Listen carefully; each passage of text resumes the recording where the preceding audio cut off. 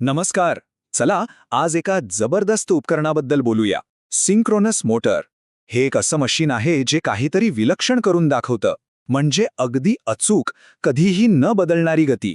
चला तर मग याच्या आत डोकावून पाहूया. कधी विचार केलाय का की काही मशीन्सची स्पीड इतकी परफेक्ट, इतकी स्थिर कशी असते, जसं काय घड्याळाचा काटा चाललाय, 1 इंचही इकडे तिकडे नाही. तर या तांत्रिक कोड्याचं उत्तर आहे सिंक्रोनस मोटर. या मोटरचं सगळं रहस्य माहितीये एकाच कल्पनेत दडलेलं आहे, ते म्हणजे एक चुंबकीय कुलूप, किंवा आपण त्याला मॅग्नेटिक लॉक म्हणू शकतो. हे कुलूप नक्की काय आहे आणि ते कसं काम करतं हेच आपण आज समजून घेणार आहोत. चला तर मग या कहाणीतले 2 मुख्य खेळाडू कोण आहेत ते बघूया. एक आहे स्टेटर आणि दुसरा आहे रोटर. हे बघा, अगदी सोपं आहे. स्टेटर नावाप्रमाणेच स्थिर असतो, तो जागेवरून हलत नाही. आणि रोटर तो फिरतो. स्टेटरचं काम आहे एक चुंबकीय भोवरा म्हणजे मॅग्नेटिक फील्ड तयार करणं, आणि रोटरचं काम आहे त्या भोवऱ्यात सापडून त्याच्यासोबत फिरणं. एकाला एसी पॉवर लागते तर दुसऱ्याला डीसी. आता स्टेटरचं काम फारच इंटरेस्टिंग आहे. त्याला 3 फेज एसी सप्लाय दिला की तो एक फिरणारं मॅग्नेटिक फील्ड तयार करतो. आणि गंमत म्हणजे ही फिरण्याची जी गती आहे ना, ती अगदी पक्की असते, धरलेली असते. तिलाच सिंक्रोनस स्पीड म्हणतात. आणि हे स्टेटर असं काही साध्यासुध्या मटेरियलचं नाही बनलेलं. ते बनवतात लॅमिनेटेड सिलिकॉन स्टीलपासून. आता असं का? कारण आपल्याला ऊर्जेचा अपव्यय टाळायचा आहे. यामुळे होतं काय की मोटर जास्त गरम पण होत नाही आणि आपली एनर्जी पण वाचते. थोडक्यात सगळा खेळ कार्यक्षमता वाढवण्याचा आहे. आणि मग येतो आपला दुसरा खेळाडू, रोटर. हा तर एक साधा इलेक्ट्रोमॅग्नेट आहे.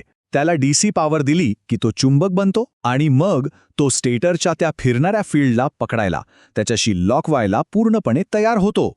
पण थांबा, कहाणीत एक ट्विस्ट आहे. सगळं काही बरोबर वाटत असताना, म्हणजे स्टेटर आणि रोटर दोन्ही तयार असताना, या मोटरमध्ये एक मोठी अडचण आहे. प्रश्न हा आहे की स्टेटरचं फील्ड फिरतंय, रोटर चुंबक आहे, मग मोटर स्वतःहून सुरू का होत नाही? काय चुकतंय? त्यांचा कनेक्शन जुळत का नाहीये? तर होतं काय बघा, पॉवर चालू केल्या केल्या स्टेटरचं मॅग्नेटिक फील्ड प्रचंड वेगाने, म्हणजे समजा सेकंदात हजारो फेऱ्यांच्या गतीने फिरायला लागतं. पण आपला रोटर, तो तर बिचारा जागचा हलत नाही, तो स्थिर असतो.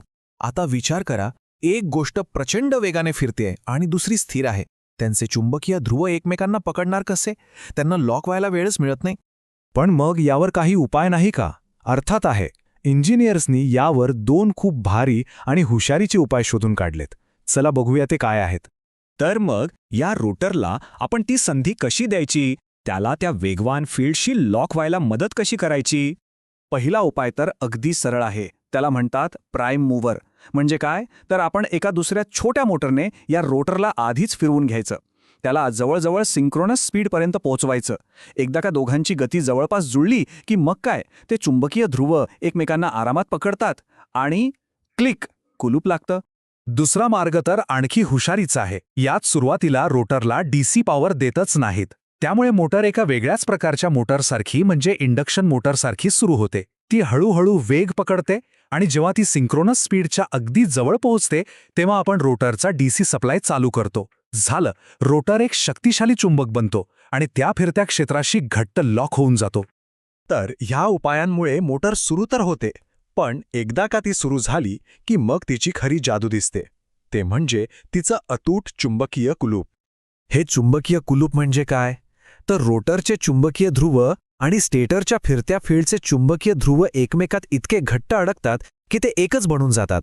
आता स्टेटरचं फील्ड ज्या गतीने फिरेल, रोटरलाही अगदी त्याच अचूक गतीने फिरावंच लागतं. गती थोडीसुद्धा कमी जास्त होऊ शकत नाही. तर आता हे सगळं रहस्य कळल्यावर एक विचार करण्यासारखा प्रश्न आहे.